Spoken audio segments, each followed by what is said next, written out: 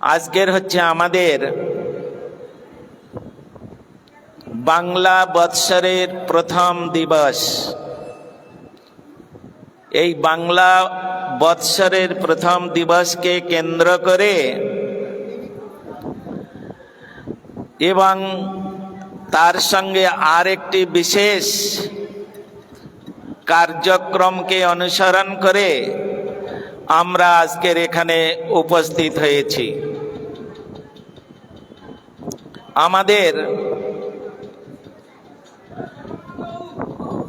এই বাংলা বৎসরে আজকের থেকে বৈষ্ণবীয় কর্তব্যে বৈষ্ণবদের, আপনি সামনে গিয়ে বসুন, পাশে বসুন। তো ইকোটা কমাও, একোটা কমিয়ে সাউন্ডটা বাড়াও। হরে কৃষ্ণা, হরি বল, জয় রাধে, জয় রাধে, জয় রাধে, হরে কৃষ্ণা, হরি বল, হরে কৃষ্ণা।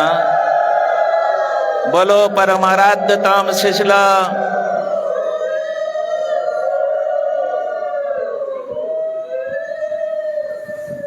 गुरुपाद पद्म नित्यलीला प्रविष्टं विष्णुपाद अष्टोत्तर शत श्री श्रीमद भक्ति वेदांत शिशला पर्यटक गोस्वामी गुरु महाराज की जय। परम पूज्यपाद दंड स्वामी श्रीमद भक्ति वेदांत আমাদের तीर्थ महाराज की।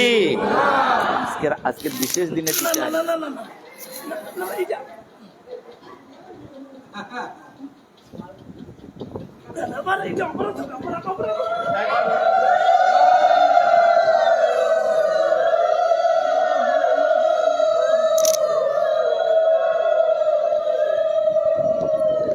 हरे कृष्णा। एक फूल दाओ तो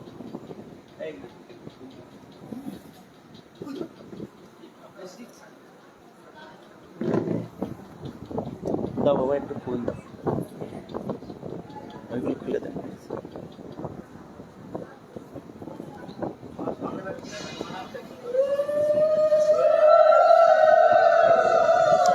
হরে কৃষ্ণা, হরি বল। ঠিক আছে।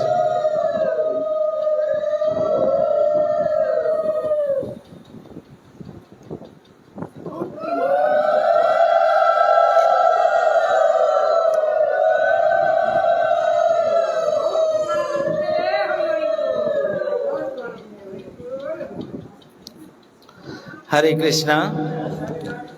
তো আমরা আজকের বিশেষ তিথিকে কেন্দ্র করে আমরা এখানে উপস্থিত হয়েছি।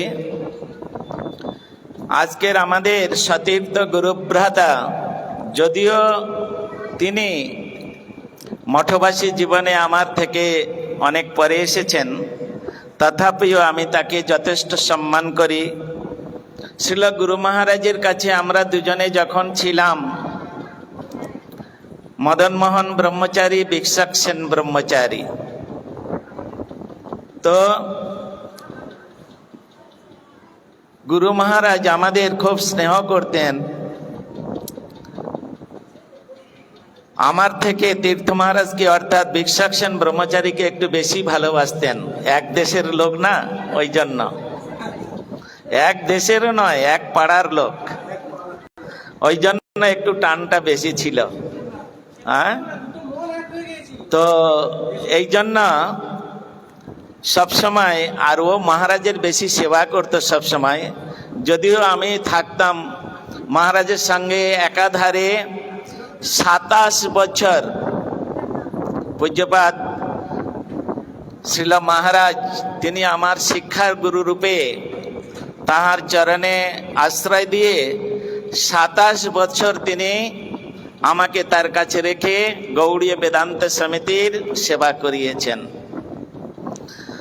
এমনকি মাঝখানে কোনো কারণবশত আমি এই দুর্গাপুর মঠ থেকে নবদ্বীপে ট্রান্সফার হয়েছিলাম, কিন্তু গুরু মহারাজের অন্তিম যাত্রার সময় দীর্ঘ 8 মাস আমি এইখানে ছিলাম। প্রতিদিন আমি এখানে পাঠ করতাম। গুরু মহারাজ তখন অসুস্থ, যারা দেখেছেন তারা জানেন। প্রতিদিন আমি গুরু মহারাজের কাছে যেতাম, এখানের মালা, ঠাকুরের মালা যেটা ভাগবতে পড়ানো হতো ওটা আমি গুরু মহারাজকে পড়িয়ে আসতাম। মহারাজের শেষ সময় আমি এবং তীর্থ মহারাজ দুজনে গুরু মহারাজের কাছেই ছিলাম। কলকাতার ওখানে নিয়ে যাওয়া, ওখানে ভর্তি করানো থেকে আরম্ভ করে তার অপ্রাকৃত দিব্য কলেবর এখানে আনা, তাহার সমাধিস্থ করা, সমস্ত কাজের মধ্যেই তিনি আমাকে কৃপা করে তার চরণে রেখেছিলেন অন্তিম অবস্থা পর্যন্ত। আর এই মঠের দায়িত্ব আমাদের তীর্থ মহারাজের উপরে দিয়ে গিয়েছেন। যতদিন পর্যন্ত তিনি এখানে থাকতে ইচ্ছা করবেন, তাহার আনুগত্যে সকলে থাকবেন। তিনি এখানে মঠ ইনচার্জ রূপে থাকবেন, এটা গুরু মহারাজ তিনি লিখে দিয়ে গিয়েছেন। সেটা আমি জানি, আমি সেটা দেখেছি। সুতরাং তাই বলে এই নয়, আপনারা ভাববেন না যে এটা হচ্ছে তীর্থ মহারাজের মঠ। এটা তীর্থ মহারাজের মঠ না, এটা গৌড়ীয় বেদান্ত সমিতির মঠ। আর আমাদের শিক্ষা গুরুপাদ পদ্ম হচ্ছেন গৌড়ীয় বেদান্ত সমিতির একজন প্রাক্তন আচার্য দেব। পরম গুরু মহারাজের কৃপাধন্য তিনি। সুতরাং তিনিও গৌড়ীয় বেদান্ত সমিতির, তীর্থ মহারাজ গৌড়ীয় বেদান্ত সমিতির, এবং এই মঠ গৌড়ীয় বেদান্ত সমিতির। শুধু তাকে এটা দেখাশোনার ভার, পরিচালনার ভার তার উপরে দিয়েছেন। এবং যিনি মঠ মিশন পরিচালনা করেন বা যিনি দেখাশোনা করেন, অন্যান্য সেবকগণ যাহারা আছেন তাহার আনুগত্যে থাকতে হয়। যদি থাকে তাহলে সেই মঠ, মন্দির, সংসার, যে কোনো জিনিস বলুন, অফিস আদালত সুষ্ঠুভাবে পরিচালিত হয়। আমি যদি আমার উপরওয়ালাকে যদি না মানি, আমি যদি আমার উপরওয়ালাকে না সম্মান করি, তাহলে আমি পরবর্তীকালে আমার অনুজদের কাছ থেকে সম্মান পাব না। এটা জেনে রাখতে হবে, এটা জেনে রাখতে হবে। আপনি আচরি ধর্ম জীবের শিখায়, আপনি না কইলে ধর্ম শিখানো না যায়। কথাগুলো মহাজনদের বাণী, এটা আমাদের কথা নয়। এই জন্য তা সেই তীর্থ মহারাজ বর্তমান আজও পর্যন্ত তিনি তাহার যোগ্যতা অনুসারে তিনি এই কৃতিরত্ন গৌড়ীয় মঠটাকে পরিচালনা করছেন।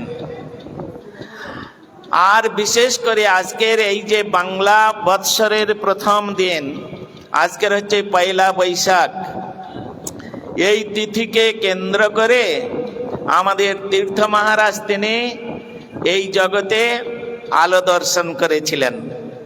এই জন্য আজকে তার জন্মতিথি।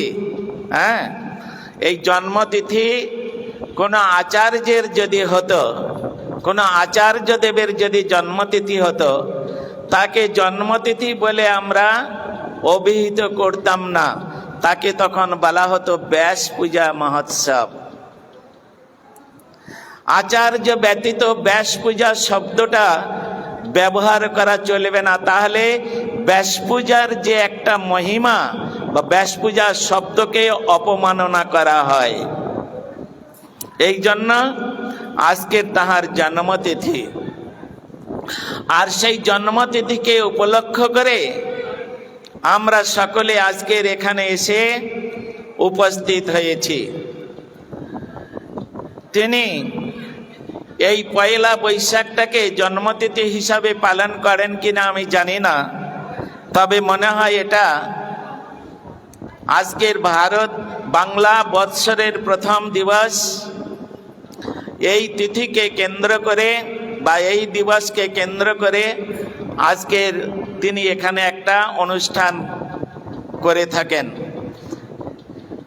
এক কাজে করেন প্রভু কার্য ৫-৭। অতএব জন্মতিথিও পালন হলো, আর বৎসরের প্রথম দিনটাকেও সম্মান করা হলো। তার মধ্যে গুরু বৈষ্ণব এবং সমস্ত ভক্তবৃন্দকে নিয়ে একটু অনুষ্ঠান করা, এটা খুব ভালো কাজ। তা আজকে তিনি মনে হয় ৬০ বছর অতিক্রম করলেন। হ্যাঁ, ৬০ বছর অতিক্রম করে তিনি ৬১তে পা দিলেন। তো সুতরাং বাঁকুড়া ডিস্ট্রিক্টে খাতড়া থানার অন্তর্গত পাইড়া গ্রামে তাহার জন্ম, আপনারা হয়তো ইতিপূর্বে শুনেছেন। তো তিনি যে গ্রামে আমাদের শিক্ষাগুরু পাদ পদ্ম শিল মহারাজের জন্ম বা আবির্ভাব, সেই গ্রামেই ওনারই জন্ম। সুতরাং বৈষ্ণবের যে গ্রামে জন্ম হয় সেই গ্রামটা পবিত্র হয়ে যায়। শুধু গ্রাম পবিত্র হয় না, শাস্ত্রে বলা আছে কুলং পবিত্রং জননী কিতার্থ বসুন্ধরা সা বতশিস্ত ধন্যা নিত্যন্তি স্বর্গে পিতৃপিতেশাং যেসাং কুলে বৈষ্ণব নামধেয়ম। অর্থাৎ যে কুলে ভগবত ভক্ত বৈষ্ণবের একজন শুদ্ধ বৈষ্ণবের আবির্ভাব ঘটে, শুধু সেই গ্রাম নয়, বলছেন যে মায়ের গর্ভে তিনি জন্মগ্রহণ করেন সেই জননী কৃতার্থ হয়ে যায়, সেই কুল পবিত্র হয়ে যায়। কুলং পবিত্রং জননী কৃতার্থ বসুন্ধরা সা বসতিশ্চ ধন্যা।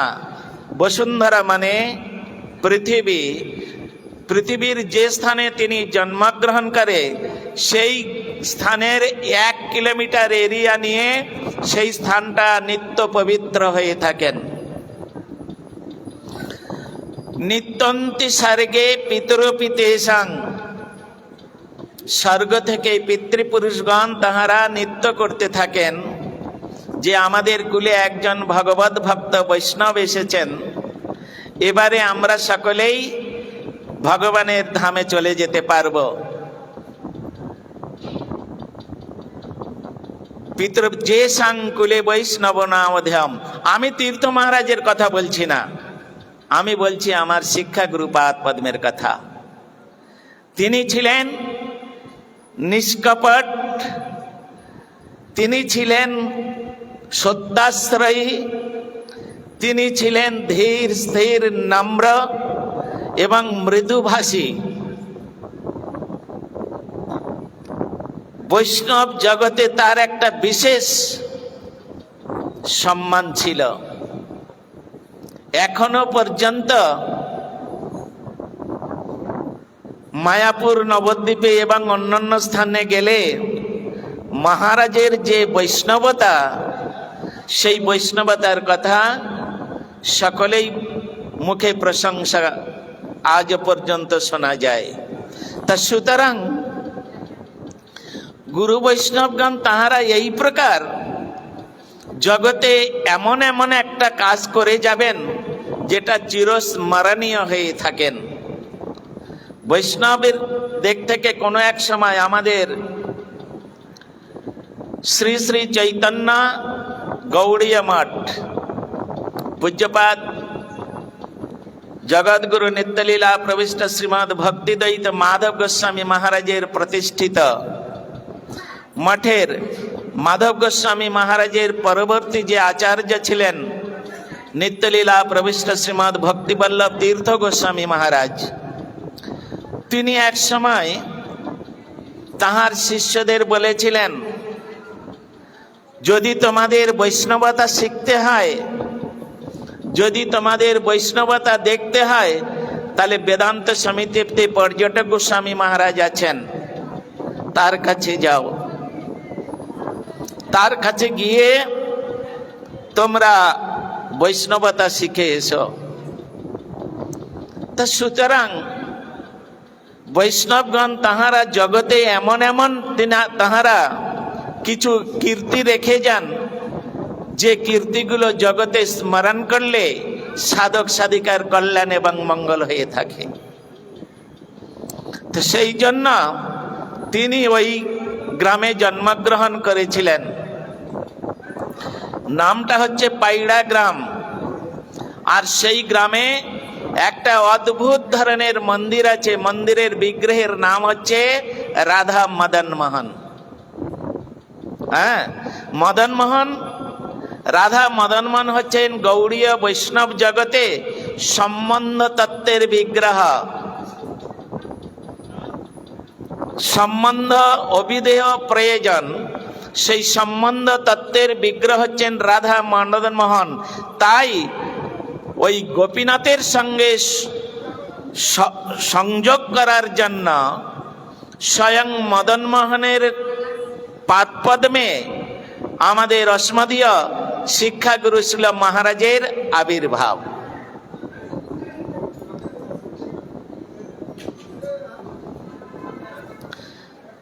কিন্তু যদিও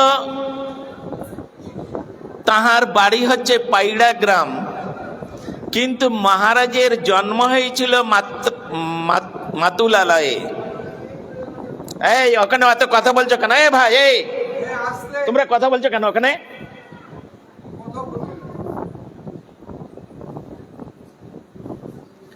তো মাতুলালয়ে তার হচ্ছে জন্ম। স্থানটা হচ্ছে ব্রজরাজপুর, খুব সুন্দর নাম। আর সেই ব্রজরাজপুরেও স্বয়ং মদন মোহনের মন্দির রয়েছেন। হ্যাঁ, তা যখন তাহার জন্ম হয়েছিল তখন তাহার মামা তিনি কি করেছিলেন, ওই বাচ্চা ছেলেটাকে নিয়ে মদন মোহনের সামনে নিয়ে গিয়েছিলেন। হ্যাঁ, তাকে দর্শন করিয়ে দিলেন যে তোমার সঙ্গে সম্বন্ধ পাতানোর একজন ব্যক্তি এসেছেন। আমাদের ভগবানের সঙ্গে, গুরুদেবের সঙ্গে, বৈষ্ণবের সঙ্গে সম্বোধন কে করিয়ে দিবেন? শ্রীল গুরুপাদ পদ্ম। তিনি আমাদের সম্বন্ধ প্রদাতা। চক্ষুদান দিলা যেই, জন্মে জন্মে প্রভু সেই, দিব্য জ্ঞান হৃদয় প্রকাশিত। এটা শুধু দীক্ষা গুরু নয়, এটা শিক্ষা গুরুও বটে। যার জন্য চৈতন্য চরিতামৃতের মধ্যে শ্রীল কৃষ্ণদাস কবিরাজ গোস্বামী প্রভু বললেন, দীক্ষা গুরু শিক্ষা গুরু মত স্বরূপ জানিবে, দুজনকে উভয়কে সমান সম্মান দিবে। সুতরাং এই সমস্ত ব্যাপার আছে। তো আজকের পূজ্যপাদ মহারাজ হয়তো কোনো তার আন্তরিক ইচ্ছা ছিল, সেই ইচ্ছার প্রভাবে তিনি আমাদের তীর্থ মহারাজকে ওই গ্রামে আকর্ষণ করে জন্মগ্রহণ করিয়েছিলেন। কেন? তার ভবিষ্যৎ চিন্তা ছিল। যেমন বাল্মীকি ঋষি ভগবান শ্রী রামচন্দ্র আসার 60,000 বছর পূর্বে তিনি রামায়ণ রচনা করেছিলেন। আর তিনি তার ভাব নেত্রে নারদ ঋষির কৃপায় দর্শন করেছিলেন রাম লীলাটা কেমন। আর সেইভাবে তিনি বর্ণনা করেছেন। পরবর্তীকালে ভগবান শ্রী রামচন্দ্র ত্রেতা যুগে তিনি আবির্ভূত হয়ে সেই প্রকারে তিনি লীলা করে গেছেন। বৈষ্ণবগণ হচ্ছেন ত্রিকালজ্ঞ, ভূত ভবিষ্যৎ বর্তমান, এদের জানা আছে। তাই তিনি হয়তো মনস্থ করেছিলেন যে আমি ভবিষ্যতে সন্ন্যাস গ্রহণ করে যখন আমি মহাপ্রভুর নির্মল বিমল ধর্ম যে প্রচার করব, আর সেই প্রচার করতে করতে কোনো যদি একটা প্রচারের সেন্টার যদি আমি করি, তাহলে তা সংরক্ষণ করবে কে? তাই হয়তো মহারাজ আমাদের শ্রীপাদ তীর্থ মহারাজকে আকর্ষণ করে ওই গ্রামে জন্মগ্রহণ করিয়ে দিয়ে তার নিজের চরণতলে তাকে আশ্রয় দিয়ে, আর তিনি আজ পর্যন্ত তার হস্তদ্বয়ের দ্বারাই দীর্ঘকাল ধরে আশীর্বাদের দ্বারাই তিনি তাকে পরিচালনা করছে। এটা তীর্থ মহারাজের কোনো বাহাদুরি নাই, এটা হচ্ছে বাহাদুরি হচ্ছে আমাদের শিক্ষাগুরু পাদ পদ্মের। তিনি কৃপা করে চালাচ্ছেন, তা না হলে আমাদের কোনো ক্ষমতা নেই আমরা এই স্থানেতে এইভাবে। হ্যাঁ, আপনারা আমাদের কাছে এসে কি করবেন? আপনারা আমাদের কাছে আসেননি, আপনারা এসেছেন গুরুদেবের কাছে। গুরুদেব এখানে সাক্ষাৎ রয়েছেন, যদিও তিনি দৃশ্যমান নাই। ভগবান যেমন কখনো কখনো অদৃশ্যমান লীলা করেন, বৈষ্ণবগণ তদ্রূপ তাহারা কখনো কখনো অদৃশ্যমান লীলা করেন। এসব কথা বলতে গেলে অনেক সময় লাগে। চৈতন্য চরিতামৃতের মধ্যে এসব ব্যাপার আছে। আপনারা রসিকানন্দ প্রভুর কথা শুনেছেন চৈতন্য চরিতামৃতের মধ্যে। পুরী ধামে কাশী মিশ্র ভবনে, যেটাকে বলা হয় রাধাকান্ত মঠ, ওখানে এই গোপাল গুরুর শিষ্য হচ্ছে রসিকানন্দ।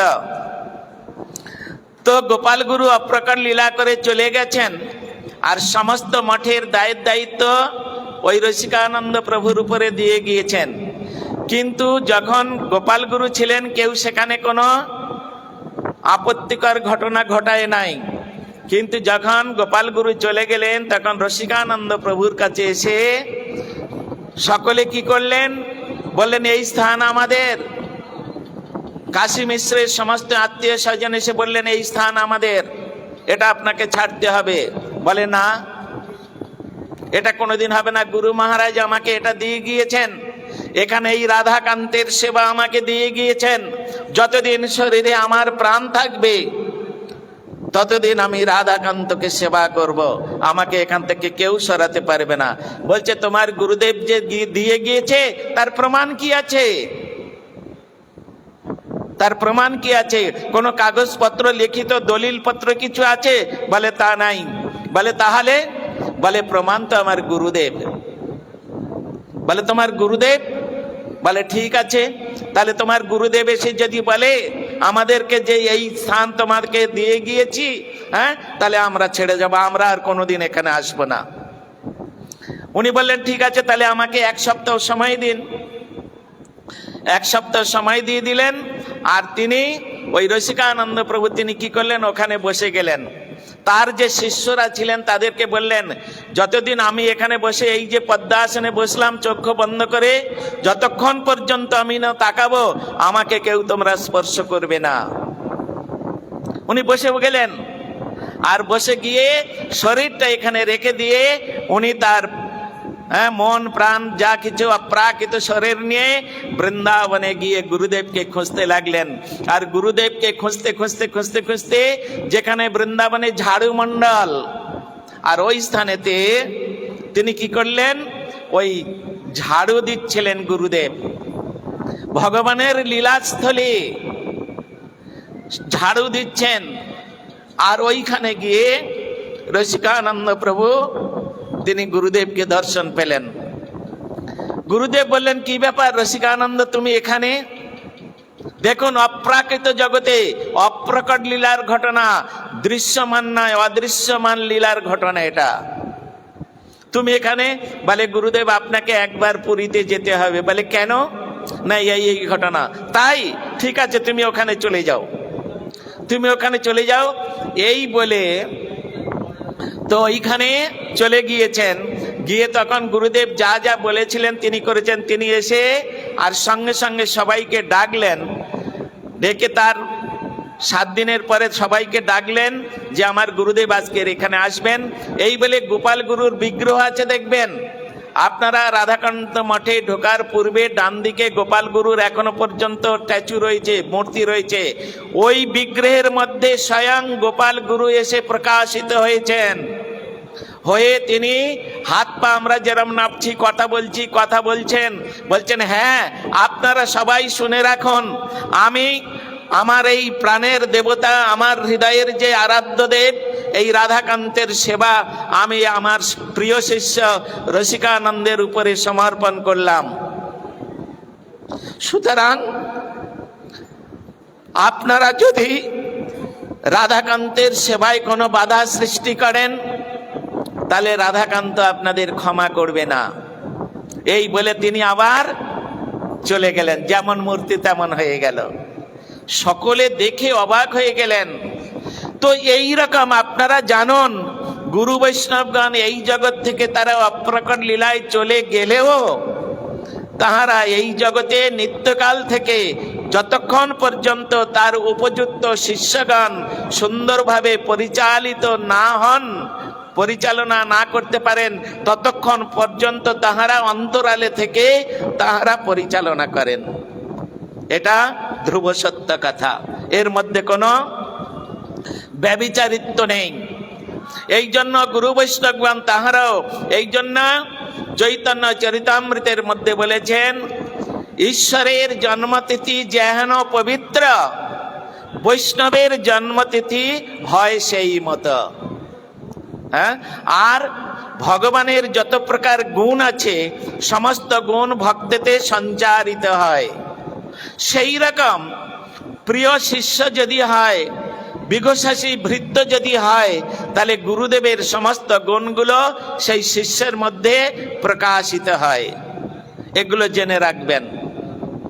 তা সুতরাং আজকের হচ্ছে সেই পরমারাধ্যতম শ্রীশৈল শিক্ষা গুরুপাদ পদ্ম, তিনি এই জগতে শুধু নয়, তিনি এই মঠের মধ্যে সর্বদাই তিনি অর্চা বিগ্রহ রূপে, অর্চা মূর্তি রূপে তিনি রয়েছেন।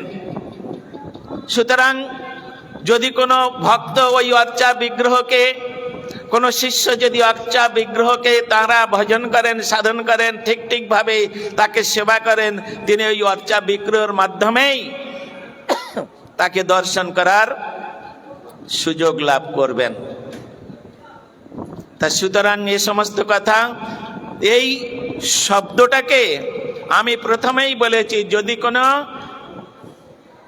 আচার্যপাদ হয় তাহলে তাকে কি বলা হয়? জন্মদিনটাকে ব্যাস পূজা। আর এই ব্যাস পূজা কাকে বলা হয়, কিভাবে করতে হয়, সেটা শ্রীল চৈতন্য চরিতামৃতের মধ্যে শ্রীল কৃষ্ণদাস কবিরাজ গোস্বামী প্রভু খুব সুন্দরভাবে দিয়েছেন। সেই কথা আজকের আমি কিছু আপনাদের সামনে উপস্থাপনা করব। একদিন মহাপ্রভু নবদ্বীপ লীলাতে তিনি শ্রীবাস পণ্ডিতকে ডাকলেন। শ্রীবাস পণ্ডিত মহাপ্রভুর সব থেকে গরিব ভক্ত। ভাঙা ঘরে চাঁদের আলো, যেদিন যায় সেদিন ভালো। কোনোদিন খাওয়া জুটতো, কোনোদিন খাওয়া জুটতো না। না জুটলে কি হবে? তার মুখের মধ্যে কোনো মলিনতার ছাপ দেখা যায় নাই। তার মুখের মধ্যে কোনোদিন কোনো কষ্ট, দুঃখ, জ্বালা, যন্ত্রণার কোনো চিহ্ন দেখা যায়নি। সহাস্যবাদান, সর্বদাই তিনি ভগবানের নামানন্দ প্রাণ করে, নামরূপ অমৃত নামামৃত পান করে তিনি আনন্দে বিভোর হয়ে থাকতেন। আর যত আবদার, যত কিছু মহাপ্রভুর সবাই শ্রীবাস পণ্ডিতের উপরে। আজকের শ্রীবাস পণ্ডিতকে ডেকে বলছে, শ্রীবাস বলে, আজ্ঞে প্রভু, কালকে তোমার বাড়িতে ব্যাস পূজা হবে, ব্যাস পূজা মহোৎসব। একটা ব্যাস পূজা মহোৎসব করতে তো কম খরচা নয়, তো কে দেবে খরচাটা? মহাপ্রভু তো আদেশ করে দিলেন, একেবারে রাজআজ্ঞা।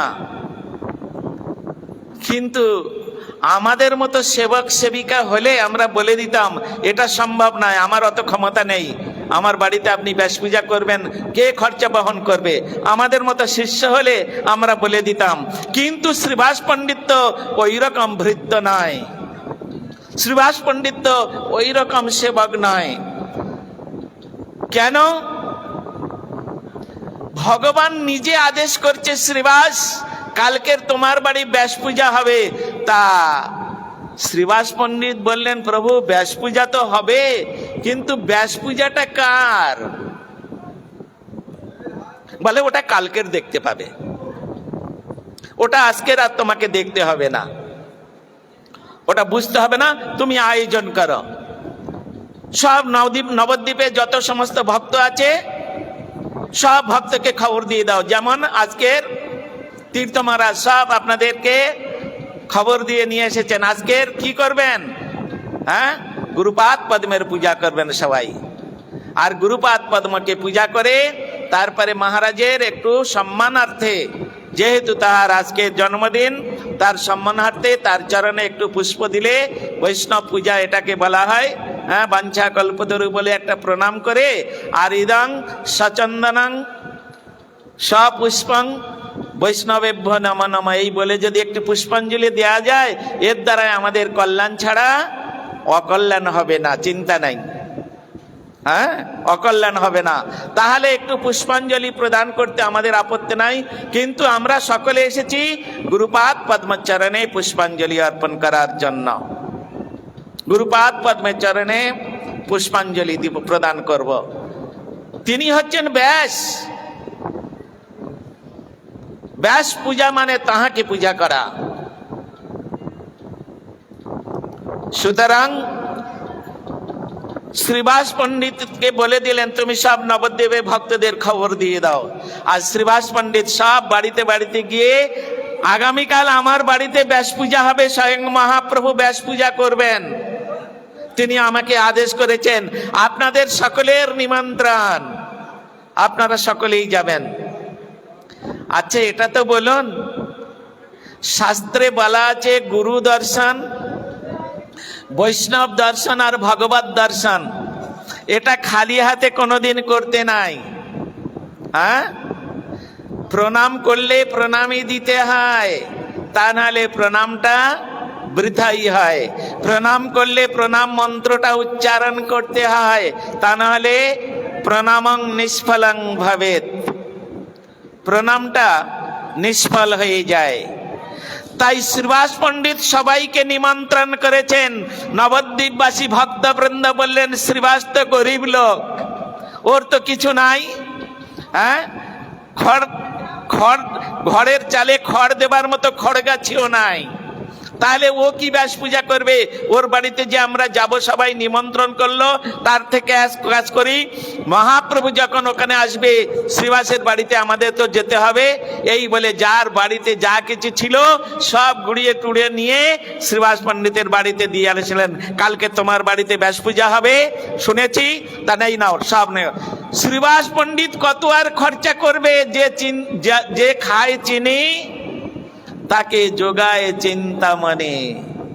শ্রীবাসের চিন্তা করতে হচ্ছে না, শ্রীবাস শুধু বিশ্বাস আছে, প্রভু আমাকে আদেশ করেছে, আমি তার আদেশ পালন করব।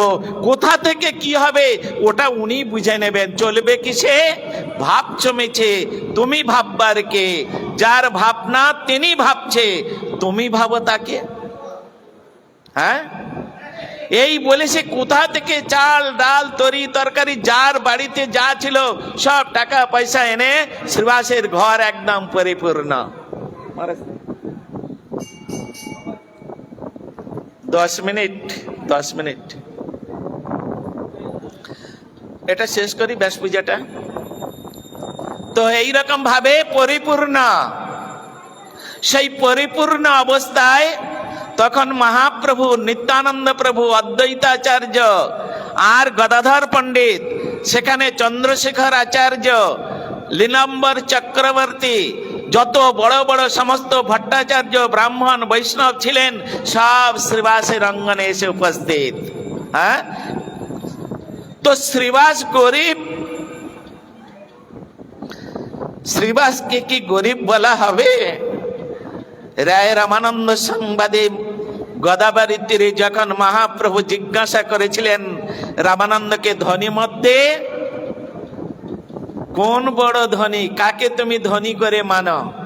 হ্যাঁ, তখন তিনি বললেন, রাধা কৃষ্ণে প্রেম যার সেই বড় ধনী। হ্যাঁ, তা শ্রীবাস পণ্ডিত গরিব? তিনি যে ধনে হইয়া ধনী, যে ধনে ধন হয়ে এই পার্থিব জগতের ধনকে তিনি তুচ্ছ করেছেন, তিনি হচ্ছেন সব থেকে বড় ধনী। ব্যাস পূজা কীর্তন শুরু হয়ে গেল। আর কীর্তন শুরু হওয়ার পরে তখন নিত্যানন্দ প্রভু মহাপ্রভু অদ্বৈত আচার্য নৃত্য করতে আরম্ভ করলেন। আর নৃত্য করতে করতে তখন শ্রীবাস কি করলেন, একটা থালার মধ্যে সুন্দর দুটো মালা, সেখানে ধূপ দীপ, সেখানে কর্পূর, সেখানে পুষ্প, দূর্বা, ধান্য এবং একটু দধি, একটা থালার মধ্যে সুন্দর করে চৈতন্য ভাগবতের মধ্যে বর্ণিত আছে, আপনারা পড়ে নেবেন। এই জন্য ব্যাস পূজা করতে গেলে কি কি, জন্মতিথি পালন করতে করতে গেলে কি কি জিনিস দরকার সেখানে বলা আছে। শ্রীবাস পণ্ডিতের ওখানে কোনো কেক টেক নিয়ে আসা হয় নাই, মোমবাতি নিয়ে আসা হয় নাই। এগুলো West of culture, West of কান্ট্রির কালচার। এগুলো আমাদের ইন্ডিয়ান কালচার নয়, ইন্ডিয়ার ফিলোসফির মধ্যে নাই। একটা মনুষ্য জাতক জাতিকা তার জন্মতিথি পালন করা হচ্ছে, মোমবাতি জ্বালিয়ে দিলেন আপনারা, আর সে ফু দিয়ে নিভে দেবে, তার মানে তার জীবন প্রদীপটাকে সে নিজেই নিভিয়ে দিচ্ছে, জীবন প্রদীপটাকে নিজেই নিভে দিচ্ছে। এটা অকল্যাণ, আমরা বুঝি না, জানি না। যারা এই প্রকার করে, জন্মদিনে যারা মোমবাতি ফু দিয়ে নেবায়, তাদের জীবনের থেকে অর্ধেক আয়ু মাইনাস হয়ে চলে যায়, আর সারা জীবন অশান্তি ভোগ করতে হয়।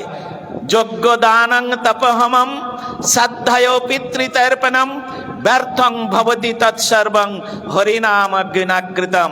কোন জন্মদিনে যদি গুরু বৈষ্ণবের সেবা না হয়, গুরু বৈষ্ণব উপস্থিত না থাকে, ওটা বৃথাই, ওটা রাক্ষসের, ওটা ভূত প্রেতের পিশাচের কর্ম হয়ে যায়। সুতরাং এখানে মহাপ্রভু নিত্যানন্দ প্রভু তারা নৃত্য করছেন। আর এমন সময় কি করলেন, নৃত্য করতে করতে ওখান থেকে কি নিলেন, পুষ্প চন্দন মিশ্রিত করে নিয়ে, আর মহাপ্রভু প্রথমে নিত্যানন্দ প্রভুর চরণে দিলেন। কেন? নিত্যানন্দ হচ্ছে আদি ব্যাস, তিনি হচ্ছেন গুরুতত্ত্ব, গুরুদেব হচ্ছেন ব্যাসদেব। ব্যাসদেব শব্দের অর্থ বেদকে যিনি বিস্তারিত করেন, যিনি বেদকে বিস্তারিত করেন, তিনি হচ্ছেন ব্যাসদেব, তিনি হচ্ছেন গুরু। এই জন্য চৈতন্য চরিতামৃতর একটা শ্লোককে নিয়ে তিনি যখন বৃহৎ ভাবে সেটা প্রকাশ করেন, যিনি করেন তিনি হচ্ছেন ব্যাসদেব। তা নিত্যানন্দ প্রভু হচ্ছেন মহাপ্রভুর কথা নিখিল বিশ্ব ব্রহ্মাণ্ডে তিনি বিতরণ করেন। এই জন্য মহাপ্রভু তিনি ভক্ত ভাব অঙ্গীকার করে প্রথম তিনি নিত্যানন্দ প্রভুর চরণে পুষ্প প্রদান করলেন। আর নিত্যানন্দ প্রভু তো ভাবাবিষ্ট হয়েছিলেন, হঠাৎ তার চরণে ওই রকম পুষ্প পড়তে তার সচেতনতা আসলো, আর তিনি সঙ্গে সঙ্গে কি করলেন, ওখান থেকে কিছু পুষ্প চন্দন নিয়ে মহাপ্রভুর চরণে প্রদান করলেন। আর নিত্যানন্দ প্রভু কি করলেন, আগে তার গলার মালাটা নিয়ে নিত্যানন্দ প্রভু মহাপ্রভুর গলায় পরিয়ে দিলেন, আর মহাপ্রভু তার নিজের গলের মালাটা নিয়ে পরিয়ে দিলেন নিত্যানন্দ প্রভুর গলায়। কে কার যে ব্যাস পূজা হলো কেউ বুঝতে পারল না। দুজনেই ব্যাস। কেন? মহাপ্রভুর সম্বন্ধে বলতে গিয়ে বলেছেন, গৃহীজন শিক্ষক নৈশিকুল নায়ক মাধব রাধা ভাবপুর। সাধু পাওয়া কষ্ট বড় জীবের জানিয়া, সাধু গুরু রূপে কৃষ্ণ আইলেন নদিয়া। তিনিও সাধু গুরু রূপ ধারণ করেছেন। আর নিত্যানন্দ প্রভু তিনি তো স্বয়ং তো গুরুতত্ত্ব। তা কে যে ব্যাস, কার চরণে কে যে পুষ্পাঞ্জলি অর্পণ করবে, কে কার পূজা করবে, তার থেকে দুজনে দুজনার সেই রকম গুরুর সেবক হয় মান্য আপনার। মহাপ্রভু এক শিক্ষা দিয়ে গিয়েছেন, ঈশ্বর পুরীপাদের সেবক গোবিন্দ যখন মহাপ্রভুর চরণে এসেছিলেন তার সেবার জন্য, তিনি প্রথমে গ্রহণ করতে চাননি। তারপরে পরমানন্দ পুরী আর অন্যান্য স্বরূপ দামোদর রায় রামানন্দ তাদের অনুরোধে মহাপ্রভু তাকে রেখেছিলেন। তিনি বলেছিলেন গুরুর সেবক হয় মান্য আপনার, এই বলে তাদের সম্মান করতে হয়, তাদের পূজা গ্রহণ করতে নাই। তবে উভয়কে দুজনকে পূজা করবে। মচ্চিত্তা মদগত প্রাণা বদয়ন্ত পরস্পরম কথয়ন্ত সমাং নিত্যং তুষ্যন্তি চ রমন্তি চ। শাস্ত্রে এরকম বহু কথা আছে। 12:30 বাজে, এখন ঠাকুরের ভোগারতি হবে। আপনারা সকলে ভোগারতি দর্শন করবেন, কীর্তন করবেন এবং তৎপরে আপনারা মহাপ্রসাদ গ্রহণ করবেন। প্রসাদে সর্বদুঃখানাং হানিরস্য পজায়তে, গীতার মধ্যে বলেছেন। তো আমরা হরিকথামৃত, এক অমৃত আর অধরামৃত, ভগবানের অধরামৃত, ভগবানের কথামৃত এবং ভগবানের নামামৃত, অধরামৃত। আমরা মঠে এলে 3টে জিনিস পাবো, এটা অন্য জায়গায় পাওয়া যাবে না। ভগবানের কথামৃত, ভগবানের অধরামৃত, ভগবানের চরণামৃত। হ্যাঁ, তা সুতরাং এই 3টে জিনিস আমরা পেয়ে যাব। তা আজকের এখন পর্যন্ত আপনারা ভগবানের কথামৃত পান করলেন, এরপরে নামামৃত পান করবেন, আরতি দর্শন হবে, আর তারপরে অধরামৃত প্রসাদ।